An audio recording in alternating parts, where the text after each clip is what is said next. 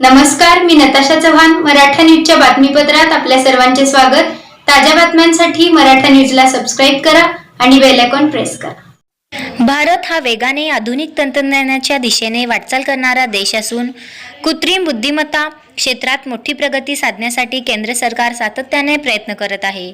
या समितीचे उद्दिष्ट भारताला जागतिक स्तरावर AI तंत्रज्ञानात अग्रगण्य बनवणे तसेच परदेशी गुंतवणूक, स्टार्टअप्स आणि तंत्रज्ञान भागीदारी वाढवणे हे होते. मात्र या महत्त्वपूर्ण कार्यक्रमादरम्यान भारतीय राष्ट्रीय काँग्रेस पक्षाकडून करण्यात आलेल्या आंदोलनामुळे आंतरराष्ट्रीय पातळीवर चुकीचा संदेश जाण्याची शक्यता निर्माण झाली.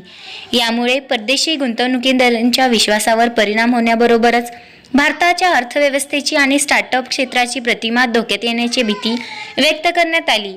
आज अमेरिका आणि चीन यांच्यानंतर AI क्षेत्रात भारतानेही आघाडी घ्यावी यासाठी नरेंद्र मोदी यांच्या नेतृत्वाखाली ठोस पावले.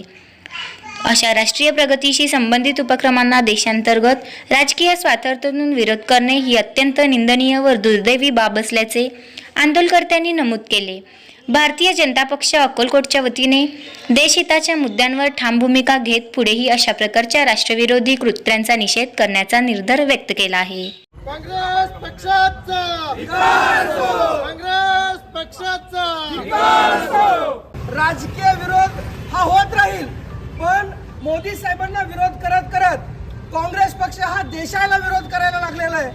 दिल्ली येथे आयोजित AI समिटमध्ये ज्या पद्धतीने देशाच्या प्रतिमेला काळिमा फासण्याचं काम काँग्रेस पक्षाने केलं, तंत्रज्ञान आपापलं विकसित तंत्रज्ञान दाखवण्यासाठी आलेल्या कंपन्या असतील, त्यांना दिल्ली येथे एक त्यांच्यासाठी परिषद आयोजित करण्यात आली होती आणि त्या परिषदेमध्ये जगभरातून वेगवेगळ्या देशांचे राष्ट्रपती, उद्योजक, मोठे मोठे बिझनेसमॅन आणि तंत्रज्ञानावरती काम करणाऱ्या कंपन्या, त्याच्यामध्ये मायक्रोसॉफ्ट असेल, गुगल असेल किंवा ChatGPT असेल, अशा प्रकारच्या कंपन्या हे भारताचं AI काय आहे हे बघण्यासाठी दिल्ली येथे आलेले असताना त्यांच्या समोर भारताच्या प्रतिमेला धक्का पोहोचवण्याचं काम काँग्रेसने केलेलं आहे.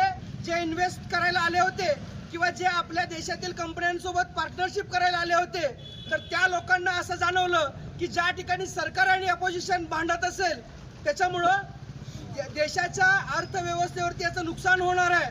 खूप मोठं नुकसान हे भारतातील स्टार्टअप कंपन्यांचं झालेलं आहे. खूप मोठं नुकसान हे भारताच्या प्रतिमेचं झालेलं आहे. विरोधक बरोबर असतील, आम्ही चुकीचं असू किंवा आम्ही बरोबर विरोधक चुकीचं, हा राजकीय मुद्दा वेगळा आहे. पण AI तंत्रज्ञानावरती आयोजित हे प्रदर्शन हे देशाला एक आधुनिकतेकडे घेऊन जाणारं प्रदर्शन होतं.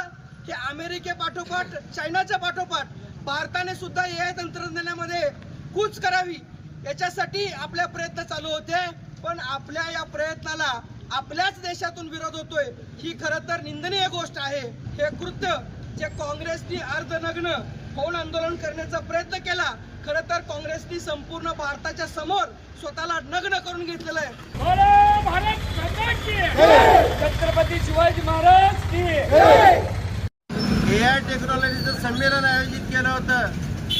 या टेक्नॉलॉजीसाठी उपस्थित राहण्याकरता जगातील सर्व पंतप्रधान, राष्ट्रपती उपस्थित होते आणि त्यांच्या समोर हा AI टेक्नॉलॉजीचा प्रसार करण्याकरता भारताची ताकद आहे, टेक्नॉलॉजीमध्ये किती आहे, क्षमता किती आहे हे आपण प्रसारित करणार होतो.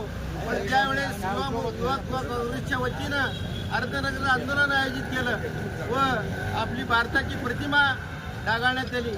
मोदीला विरोध ठीक आहे, भारतीय जनता पार्टीला विरोध ठीक आहे, पण देशाला तुम्ही विरोध करीतात. या कृत्याचा निषेध करण्याकरता भारतीय जनता पार्टी युवा मोर्चा, भारतीय जनता पार्टी फादरवाडीच्या वतीनं, अक्कलकोटच्या वतीनं मी निषेध व्यक्त करतो.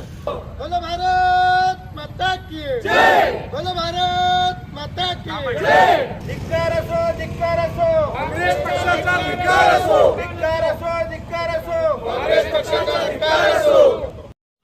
ताज्या बातम्यांसाठी मराठा न्यूजला सबस्क्राईब करा आणि बेल आयकॉन प्रेस करा.